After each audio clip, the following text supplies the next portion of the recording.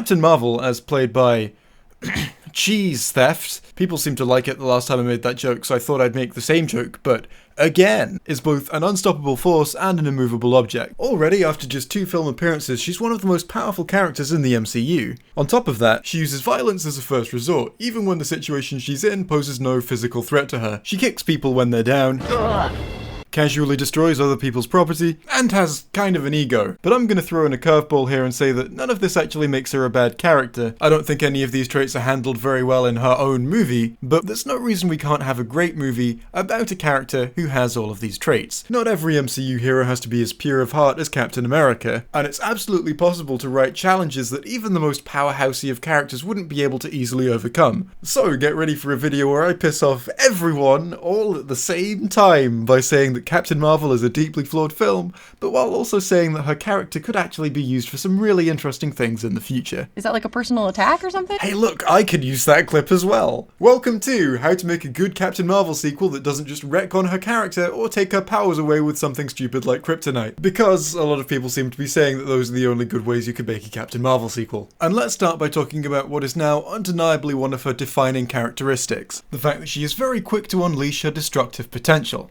Take this scene for instance. She's just landed on a strange alien planet, thinks she sees someone and her first reaction is shoot to kill. Or this scene where she thinks a demonstration of what she can do is an order and decides, I'll just blow up a part of the building I'm in. Now, I know what they were going for here. They were jokey jokes. Like, oh, she blew that thing up. Ha. But as a writer, you do have to understand that every decision you have your characters make is going to characterize them. If you have a character make a decision that they need to in service of, say, a joke, or in service of furthering the plot, it's going to change the way people perceive that character. If that then characterizes them as something that's not a great thing to be, like overly violent, then that might be a good thing to actually explore. It's certainly not a great thing to just kind of leave hanging, like Captain Marvel does. Let's look at a film that does this kind of thing much better, Guardians of the Galaxy Volume 2. By no means am I saying this is perfect, but here's a scene that has loads of these little moments. Your people promised something in exchange for our services. Bring it, and we shall gladly be on our way. Family reunion, yay! I understand she is your sister. She's worth no more to me than the bounty due for her on Xandar. They told me you people were conceited douchebags. But that isn't true at all. You wanna buy some batteries? In order to further the plot, the film has Gamora treat her sister like an object. In a jokey joke, Rocket is rude about the Sovereign, and in something that furthers the plot and is there as a jokey joke, Rocket steals some batteries from the Sovereign. Plus you get another jokey joke moment with Peter, where he doesn't take this more serious moment seriously at all. Consider this to be my one marvelous scene video, because I'm not ever making one of those. The film doesn't leave any of these things hanging. Gamora's relationship with Nebula is developed hugely throughout this film as they come closer to reconciling their differences. Rocket's general hostility and assholery is something that this film really goes deep into, having him grow a better understanding of himself and the people around him over the course of the story. And even that 2-second jokey joke made by Peter goes towards characterizing him as emotionally immature. I bit my lip while I was saying that and tried really hard to not fuck up the take, even though I was in great pain. But anyway, Peter's emotional immaturity is one of the main things that the film actually confronts him about. So while both films are full of jokey jokes and plot-driven decisions, the ones in Guardians are all very deliberate. They're there as characterization, as well as jokes, and as well as things to drive the plot. So let's compare this to Captain Marvel. These earlier scenes set up that S.H.I.E.L.D. light stuff up with very little provocation, and then over the course of the film, it's just sort of like, yeah, she does do that. And just to be clear, this isn't me saying that the fact she kicks Yon-Rogg while he's down makes her morally reprehensible. It does characterize her a certain way, but you can't really argue that it was undeserved. And in fact, I'm not here to pass moral judgment on any of the actions taken by Carol Danvers in this movie, because I can't be fucking bothered. God, the internet tires me. We've now arrived at the point we talk about this fucking deleted scene. Yay! Because while the scene was deleted, the fact that it was filmed in the first place means that the writers here believe this was in character for Captain Marvel. That a guy comes up to her, proves himself to be a gaping cunt, but only in non-violent ways, at which point her response is, let's be the violence. Violence, let's do it. Let's do the violence. And so she threatens to rip off his hand. In return, I'm gonna let you keep your hand. Or, you know, maybe the implication was that she was gonna, like, burn it off, but I feel like you're kind of splitting hairs at that point. All of this stuff does seem to come from the same place. Her hands. Like, seriously, keep an eye on those.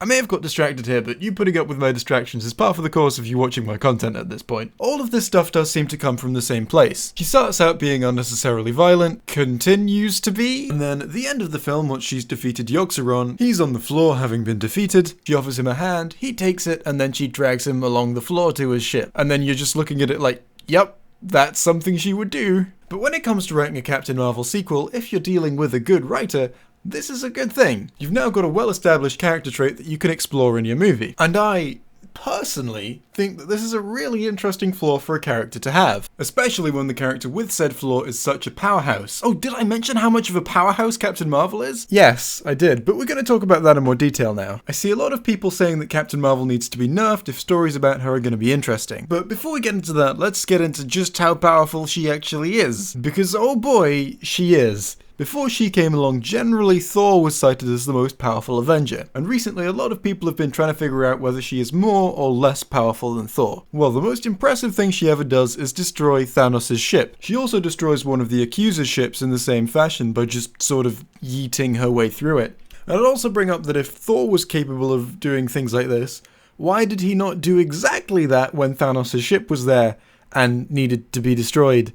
And he waited instead for Captain Marvel to come and destroy it instead. That's because he can't, and Captain Marvel is just OP, but that's fine! If you introduce a character who's so powerful that none of the established characters can really challenge her physically, you just have to find different ways of challenging her. So, while taking her previously established character traits into account, let's think about ways that you could actually challenge Captain Marvel in her sequel. While you can't really challenge her physically, one thing that you can do really well is trick her. What if a villain were to, say, feed her false information, and tricked her into attacking something that they wanted her to attack? Shouldn't be the hardest thing to do in the world considering how trigger happy she is. That way the challenge that she's facing isn't, oh, there's this person I need to punch really hard. It's, oh no, now everyone fucking hates me because I attacked something I shouldn't have. Plus, I don't know what information to actually trust. One thing that dealt with a similar idea is One Punch Man. The protagonist, Saitama, is the single most powerful character in the canon. No villains can challenge him physically, but one problem he really does have to face is the fact that the public don't trust him. Putting Captain Marvel through a similar ordeal could be really interesting. You could even push it to the extent where the villain is able to turn other MCU heroes against Captain Marvel, and while they wouldn't really pose any physical threat to her, she can't really fight back because they're her allies. But what kind of villain would be good at using trickery and deception rather than physical?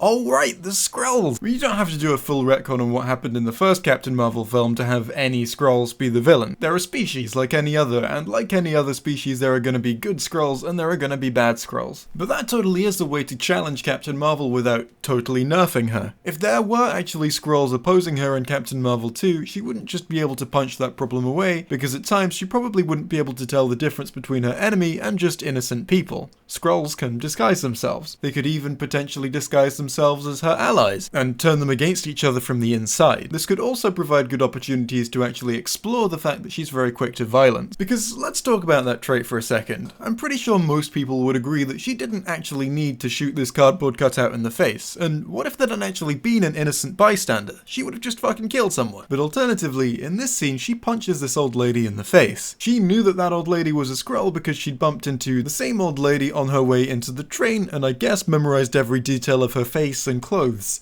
in like half a second. No, of course she didn't do that. She must have just been pretty sure that this old lady looked kind of like the old lady that she'd seen before, so made a guess that that was the Skrull. What's the worst that could happen? She could just punch some random primitive in the face? We already know she doesn't care about killing primitives. The thing is that here she was right. Fighting a war against the Skrulls while being trained by Kree could absolutely lead to you being trigger happy, because in situations like this one, it could make the difference between the Skrull escaping or you actually still letting the Skrull escape anyway, but after you punched it in the face. The point is there's absolutely precedent for her being trigger happy, and exploring what led to her actually being that way in the first place could be a really interesting thing to see in a Captain Marvel sequel. And having Skrulls actually be the villains this time around could lead to some really interesting opportunities to provide that characterization. Having moments like this one where she is quick to violence could be really good and in service of the story if that's actually what her arc is about. Having her talk about something like, for instance, the Kree having trained her to believe that preventing collateral damage is not a priority compared to actually capturing the Skrulls, and seeing her grow beyond that now that she's no longer one of their soldiers could be a really engaging thing to see,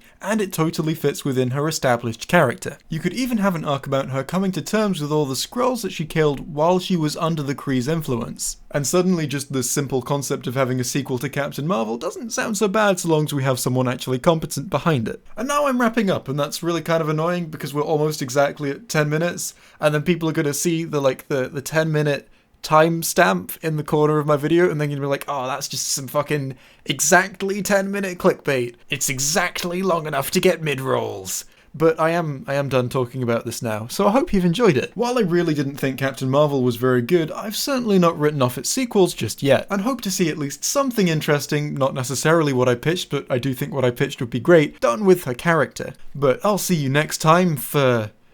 I don't have anything planned yet, but I'll think of something. Goodbye.